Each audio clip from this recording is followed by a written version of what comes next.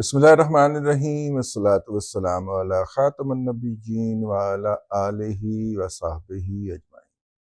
السلام علیکم ورحمۃ اللہ وبرکاتہ۔ جناب عمران احمد خان نیازی ولد اکرام اللہ خان نیازی حال مقیم اڈیالہ جھینگا لالا اس وقت جیل میں ہیں، اور جیل میں سے وہ اپنا جو پورا نیٹ ورک چلا رہے ہیں اس کی اپنی جگہ کے اوپر ہے۔ ہم لوگ ان ناقدین میں تھے کہ ہم کہتے تھے کہ بھائی آپ نے موصوف کو جیل میں رکھا ہوا ہے، لیکن جیل میں رہ کے وہ اپنا سوشل میڈیا کا پورا کام چلاتا ہے، اپنی پارٹی کو باقاعدہ اس نے وہاں پہ محفل لگائی ہوتی ہے، شروع کی بات ہے، اور ہدایات جاری کرتا ہے اور تمام لین دین کے تقاضے بھی پورے کرتا ہے۔ اس وقت فیض حمید صاحب بھی جو تھے وہ فیلڈ کے اندر تھے، گرفتار نہیں ہوئے تھے، تو پورا سسٹم جو تھا وہ کر رہا تھا۔ پھر پتہ چلا کہ وہاں پہ کوئی اکرم ہوتے ہیں ڈپٹی سپرنٹینڈنٹ، بہت پرانا اور پیڈا قسم کا ڈپٹی سپرنٹینڈنٹ تھا، اور وہ فیض صاحب کی بدولت عمران احمد خان نیازی کی پوری سہولت کاری کرتا ہوا پایا جاتا تھا، بلکہ ایک ایسا موبائل بھی برآمد ہوا جب وہ گرفتار ہوا جو ایکسکلوسیولی جب فیض صاحب کی کالز آتی تھیں تو وہ ان موبائل کے اوپر، وہ موبائل جو تھا وہ اپنے پاس اس نے رکھا ہوتا تھا، وہ لے جا کے ان کو دیتا تھا اور ان کی گفتگو ہوتی تھی۔ نمبروں والا موبائل تھا وہ، یہ جو دوسرے موبائل ہوتے ہیں اسمارٹ موبائل، یہ تو کیچ ہو جاتے ہیں، نمبروں والا نہیں پڑے آیا نا، اس پہ ان کی گفتگو کروایا کرتا تھا، جس کی بنیاد کے اوپر وہ اپنی پوری اسٹریٹجی کو لے کے آگے چلتے تھے، اور بیانیہ سازی جو تھی نا جی،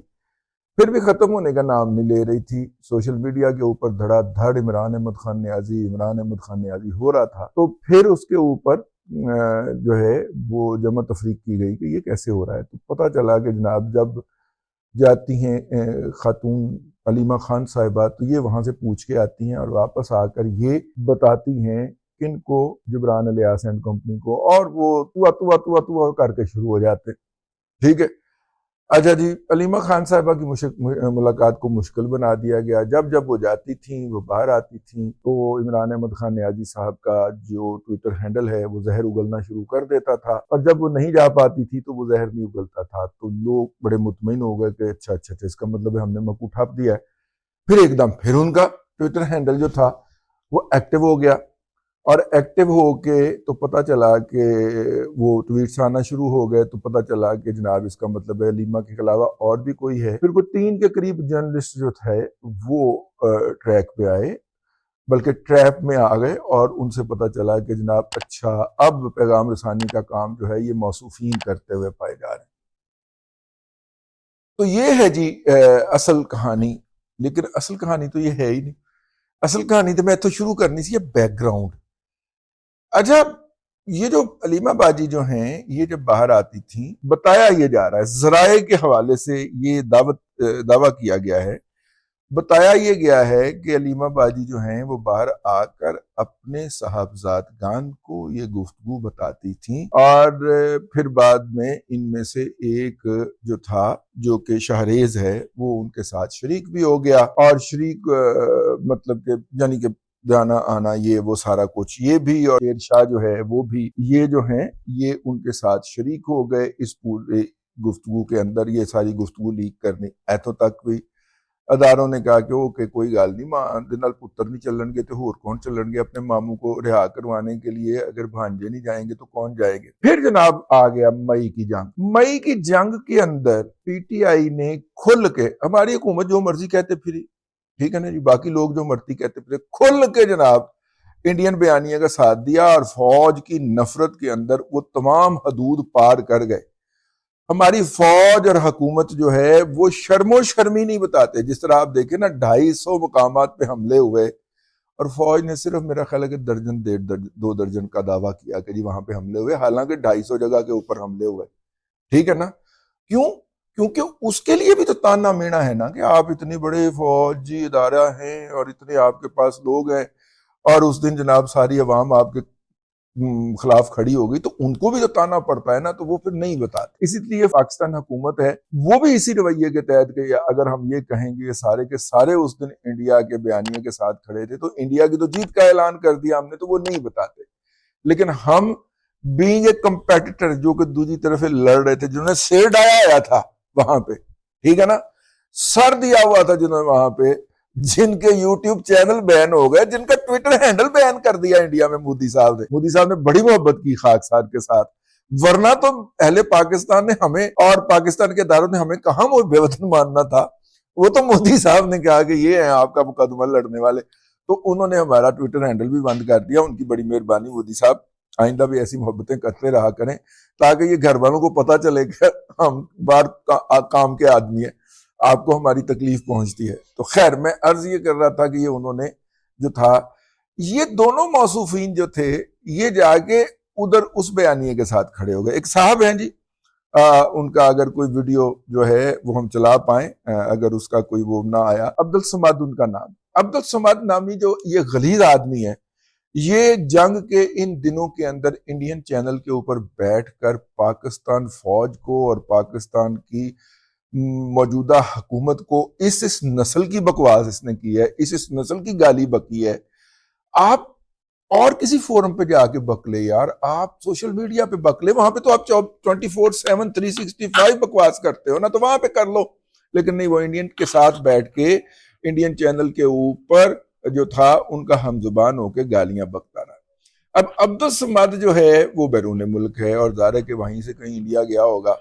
اور یا انڈیا میں آتا ہوگا، ان کے ٹی وی چینل کے اوپر پی ٹی آئی کا وہ صدر بھی تھا، کہیں کا کوئی عہدیدار بھی ہے، وہ آپ کو پتہ چل جائے گا۔ تو ان صاحب نے جو ہے وہ دگڑ دگڑ کر کے، اب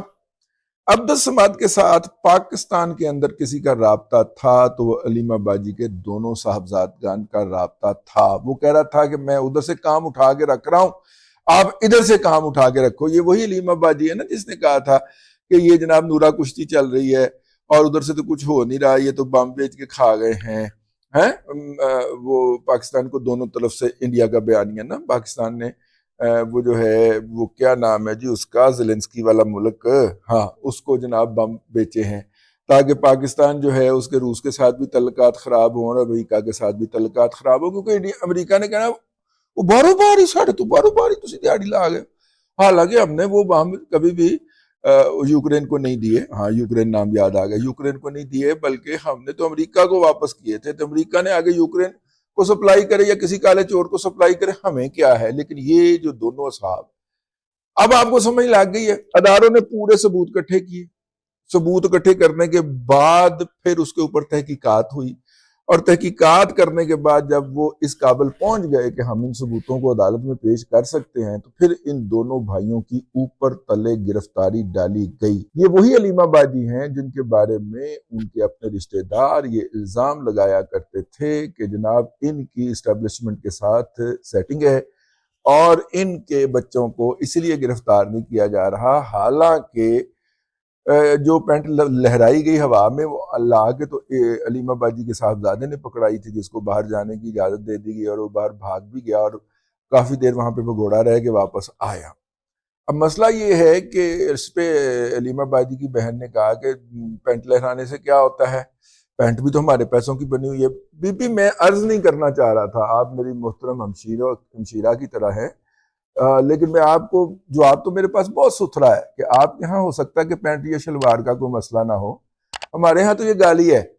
ٹھیک ہے نا، لیکن آپ چونکہ بڑی بہنوں کی طرح ہیں تو میں اب آپ کو کیا جواب دوں۔ لیکن میرا مطلب ہے منہ کھولنے سے پہلے بندہ اس عمر میں ہی کچھ سوچ لیتا ہے، ٹھیک ہے نا، جس عمر میں آپ پہنچ چکی ہوئی ہیں اور آپ کے ساتھ میرے 2 3 رشتے نکلتے ہیں، تو لیکن اس طرح کی باتیں نہیں کرتے، اچھا نہیں لگتا نا، ہاں ڈیفینڈ کرنا مشکل ہو جاتا ہے، نظر انداز کرنا مشکل ہو جاتا ہے۔ تو بہرحال اس بات یہ ہو گیا، تو اب تک کے لیے اتنا ہی، اگلے ولاگ کے اندر پھر حاضری ہوگی اللہ تبارک و تعالی۔ گالی یاد آ گئی، وہ جناب ہماری جو ہے نا عظمہ بخاری جو ہیں، ان کی پینٹ کوٹ کے اندر تصویر چھاپ کے یوتھر جو ہیں ان کی ٹرولنگ کر رہے ہیں۔ بھائی بات یہ ہے کہ ہماری بیٹی کی تصویر تو آپ چھاپ سکتے ہو، آپ کی بیٹی کی تو ہم تصویر بھی نہیں چھاپ سکتے۔ اب تک کے لیے اتنا ہی، اگلے ولاگ کے اندر پھر حاضری ہوگی۔ اللہ تبارک و تعالیٰ آپ کو آسانیاں عطا کرے اور آسانیاں خلق خدا میں تقسیم کرنے کی توفیق عطا کرے۔